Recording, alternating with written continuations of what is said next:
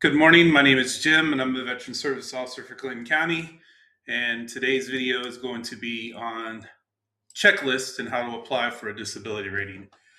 As you can see here, this is the website that I went to get the information directly from va.gov. Always trust that source. That's your source of information for any and all things that has to do with the VA.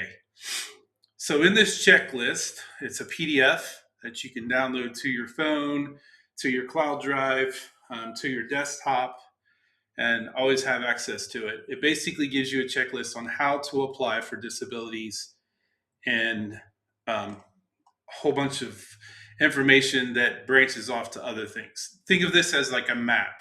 You are here, you want to get to that final destination. This is the path you take to get to that destination.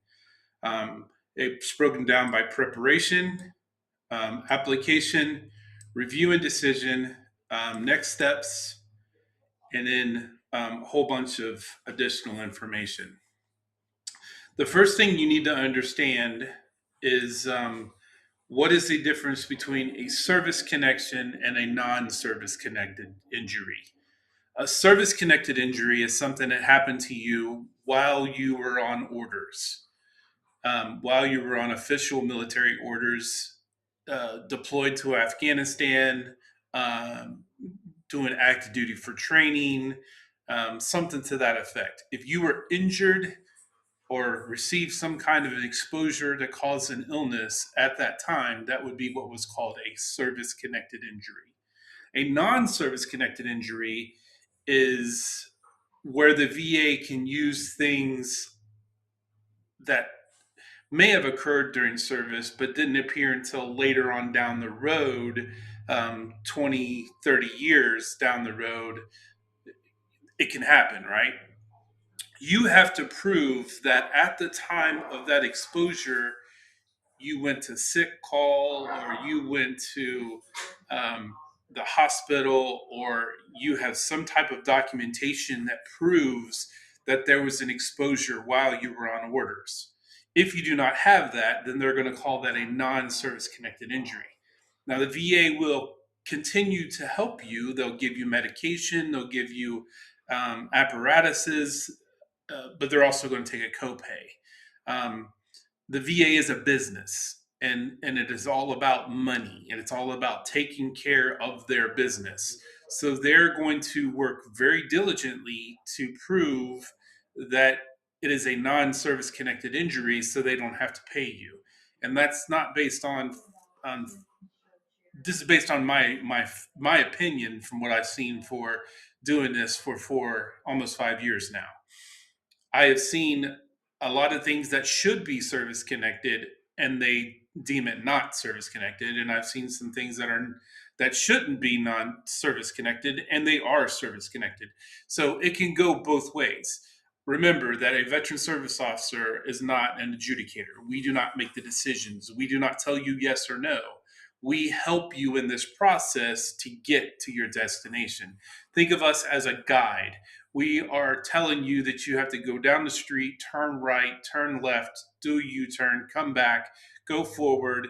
And that's exactly how this journey is during this process. We never recommend that you do it on your own. It is arduous, it is intense, it is frustrating, and it is just as confusing as I explained to you in my scenario there with the directions. So having a checklist and being prepared, I cannot specify that enough. Being prepared, having those documents ready to go before you apply with a veteran service officer is key. I've seen more success out of veterans who prepare and have their three elements. That is their event, that is their current diagnosis, and that is their nexus statement. You have to have all three of those events to get service connected. Once a person is prepared and has all three of those elements and they're strong, then you go see a veteran service officer and you put it on a form.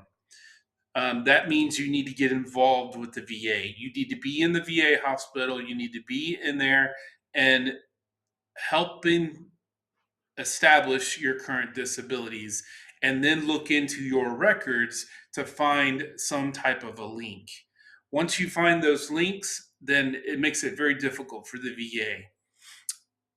I have seen through my experience people who come in and just throw stuff on a piece of paper and roll the dice. They're usually not very successful.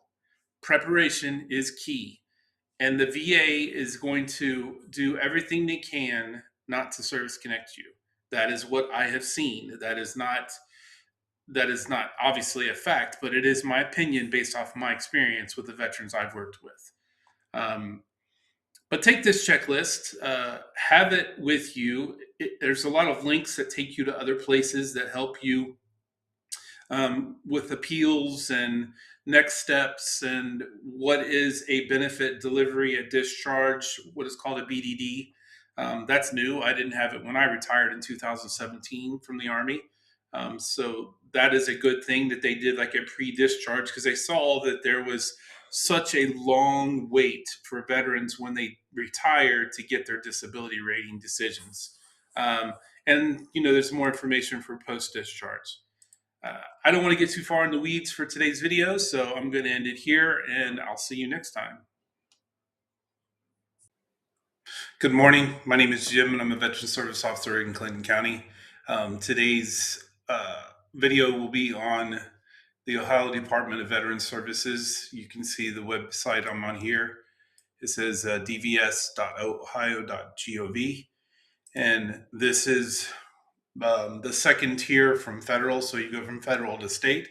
This is the State Department of Veteran Services, and it is a department and a source that you can trust that the information is clear and accurate.